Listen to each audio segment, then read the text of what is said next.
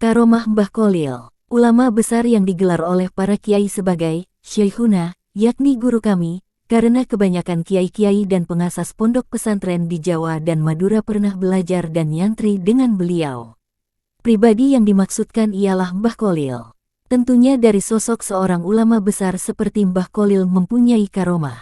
Istilah karomah berasal dari bahasa Arab. Secara bahasa berarti mulia. Syekh Tahir bin Soleh Al-Jazairi dalam kitab Jawahirul Kalamiyah mengartikan kata karomah adalah perkara luar biasa yang tampak pada seorang wali yang tidak disertai dengan pengakuan seorang nabi. Adapun karomah Mbah Kholil diantaranya. 1. Membelah diri. Kesaktian lain dari Mbah Kholil adalah kemampuannya membelah diri. Dia bisa berada di beberapa tempat dalam waktu bersamaan. Pernah ada peristiwa aneh saat beliau mengajar di pesantren. Saat berceramah, Mbah Kholil melakukan sesuatu yang tak terpantau mata. Tiba-tiba baju dan sarung beliau basah kuyup, cerita Kiai Haji Gozi. Para santri heran, sedangkan beliau sendiri cuek, tak mau menceritakan apa-apa. Langsung ngeloyor masuk rumah, ganti baju. Teka-teki itu baru terjawab setengah bulan kemudian. Ada seorang nelayan sowan ke Mbah Kholil. Dia mengucapkan terima kasih, karena saat perahunya pecah di tengah laut, langsung ditolong Mbah Kholil. Kedatangan nelayan itu membuka tabir. Ternyata saat memberi pengajian, Mbah Kholil dapat pesan agar segera ke pantai untuk menyelamatkan nelayan yang perahunya pecah. Dengan karomah yang dimiliki, dalam sekejap beliau bisa sampai laut dan membantu si nelayan itu, papar Kiai Haji Gozi yang kini tinggal di Wedomartani Ngemplak Sleman ini. 2. Menyembuhkan orang lumpuh seketika. Dalam buku yang berjudul Tindak Lampah Romo Yai Syekh Ahmad Jauhari Umar, menerangkan bahwa Mbah Kholil Bangkalan termasuk salah satu guru Romo Yai Syekh Ahmad Jauhari Umar yang mempunyai karomah luar biasa. Diceritakan oleh penulis buku tersebut sebagai berikut. Suatu hari, ada seorang keturunan Cina sakit lumpuh, padahal ia sudah dibawa ke Jakarta tepatnya di Betawi, namun belum juga sembuh. Lalu ia mendengar bahwa di Madura ada orang sakti yang bisa menyembuhkan penyakit. Kemudian pergilah ia ke Madura yakni ke Mbah Kholil untuk berobat.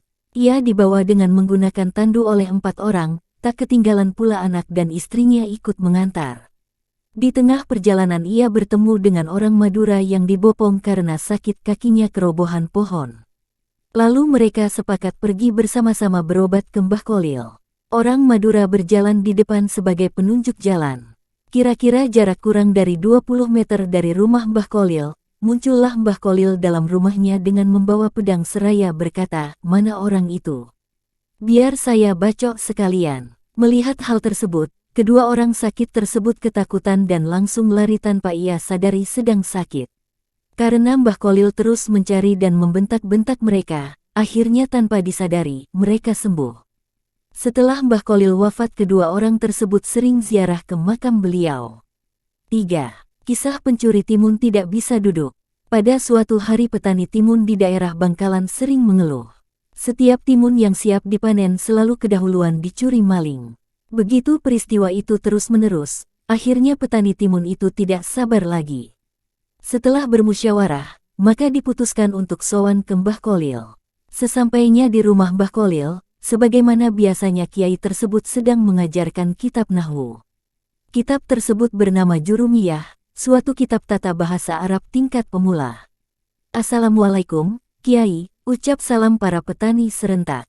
"Waalaikumsalam warahmatullahi wabarakatuh," jawab Mbah Kholil. Melihat banyaknya petani yang datang, Mbah Kholil bertanya, "Sampean ada keperluan?" "Ya, benar, Kiai. Akhir-akhir ini, ladang timun kami selalu dicuri maling, kami mohon kepada Kiai penangkalnya," kata petani dengan nada memohon penuh harap. Ketika itu, kitab yang dikaji oleh Kiai kebetulan sampai pada kalimat, Zaidun, yang artinya, Zaid telah berdiri. Lalu serta-merta Mbah Kholil berbicara sambil menunjuk kepada huruf, Zaidun. "Ya, karena pengajian ini sampai, Zaidun, ya, Zaidun, ini saja pakai sebagai penangkal," seru Kiai dengan tegas dan mantap. "Sudah, Pak Kiai," ujar para petani dengan nada ragu dan tanda tanya. "Ya sudah," jawab Mbah Kholil menandaskan. Mereka puas mendapatkan penangkal dari Mbah Kholil. Para petani pulang ke rumah mereka masing-masing dengan keyakinan kemujaraban penangkal dari Mbah Kolil. Keesokan harinya, seperti biasanya petani ladang timun pergi ke sawah masing-masing. Betapa terkejutnya mereka melihat pemandangan di hadapannya. Sejumlah pencuri timun berdiri terus-menerus tidak bisa duduk. Maka tak ayal lagi, semua maling timun yang selama ini merajalela diketahui dan dapat ditangkap. Akhirnya penduduk berdatangan ingin melihat maling yang tidak bisa duduk itu. Semua upaya telah dilakukan, namun hasilnya sia-sia. Semua maling tetap berdiri dengan muka pucat pasi karena ditonton orang yang semakin lama semakin banyak. Satu-satunya jalan agar para maling itu bisa duduk, maka diputuskan wakil petani untuk sowan ke Mbah Kolil lagi. Tiba di kediaman Mbah Kolil, utusan itu diberi obat penangkal. Begitu obat disentuhkan ke badan maling yang sial itu, akhirnya dapat duduk seperti sedia kala. Dan para pencuri itu pun menyesal dan berjanji tidak akan mencuri lagi di ladang yang selama ini menjadi sasaran empuk pencurian. Maka sejak saat itu, petani timun di daerah Bangkalan menjadi aman dan makmur. Sebagai rasa terima kasih kepada Mbah Kolil, mereka menyerahkan hasil panenannya yaitu timun ke pondok pesantren berdokar-dokar. Sejak itu, berhari-hari para santri di pondok kebanjiran timun, dan hampir-hampir di seluruh pojok-pojok pondok pesantren dipenuhi dengan timun. 4. Kisah ketinggalan kapal laut. Kejadian ini pada musim haji. Kapal laut pada waktu itu, satu-satunya angkutan menuju Mekah. Semua penumpang calon haji naik ke kapal dan bersiap-siap. Tiba-tiba seorang wanita berbicara kepada suaminya, "Pak, tolong saya belikan anggur, saya ingin sekali," ucap istrinya dengan memelas. "Baik, kalau begitu, mumpung kapal belum berangkat, saya akan turun mencari anggur," jawab suaminya sambil bergegas keluar kapal. Suaminya mencari anggur di sekitar ajungan kapal, nampaknya tidak ditemui penjual buah anggur seorang pun. Akhirnya dicobanya masuk ke pasar untuk memenuhi keinginan istrinya tercinta. Dan meski agak lama, toh akhirnya anggur itu didapat juga. Betapa gembiranya sang suami mendapatkan buah anggur itu. Dengan agak bergegas, dia segera kembali ke kapal untuk menemui istrinya. Namun betapa terkejutnya setelah sampai ke ajungan, kapal yang akan ditumpangi semakin lama semakin menjauh. Sedih sekali melihat kenyataan ini. Ia duduk termenung tidak tahu apa yang mesti diperbuat. Di saat duduk memikirkan nasibnya, tiba-tiba ada seorang laki-laki datang menghampirinya. Dia memberikan nasihat, "Datanglah kamu kepada Mbah Kolil Bangkalan, utarakan apa musibah yang menimpa dirimu."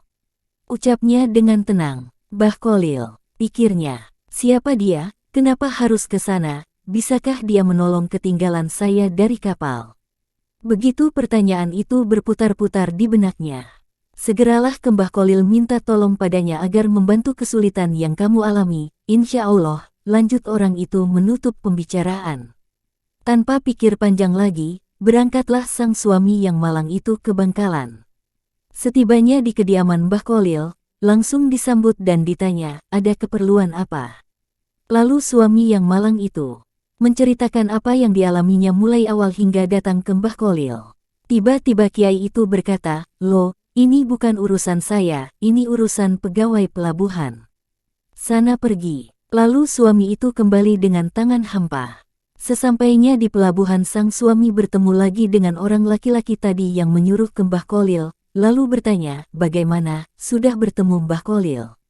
"Sudah, tapi saya disuruh ke petugas pelabuhan," katanya dengan nada putus asa. "Kembali lagi, temui Mbah Kolil," ucap orang yang menasehati dengan tegas tanpa ragu. Maka sang suami yang malang itu pun kembali lagi ke Mbah Kolil. Begitu dilakukannya sampai berulang kali. Baru setelah ketiga kalinya, Mbah Kolil berucap, "Baik kalau begitu, karena sampeyan ingin sekali, saya bantu sampeyan." "Terima kasih Kiai," kata sang suami melihat secercah harapan. "Tapi ada syaratnya," ucap Mbah Kolil.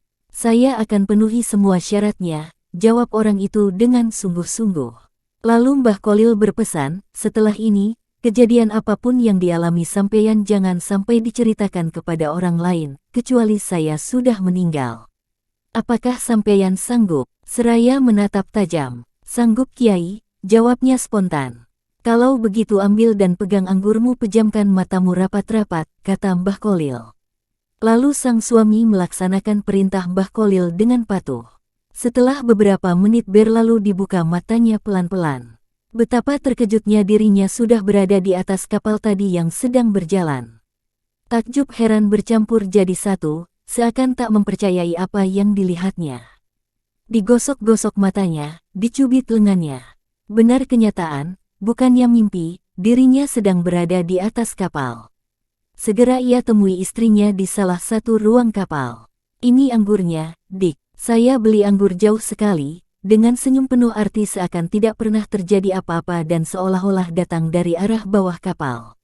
Padahal sebenarnya dia baru saja mengalami peristiwa yang dahsyat sekali yang baru kali ini dialami selama hidupnya. Terbayang wajah Mbah Kolil. Dia baru menyadarinya bahwa beberapa saat yang lalu, sebenarnya dia baru saja berhadapan dengan seseorang yang memiliki karomah yang sangat luar biasa.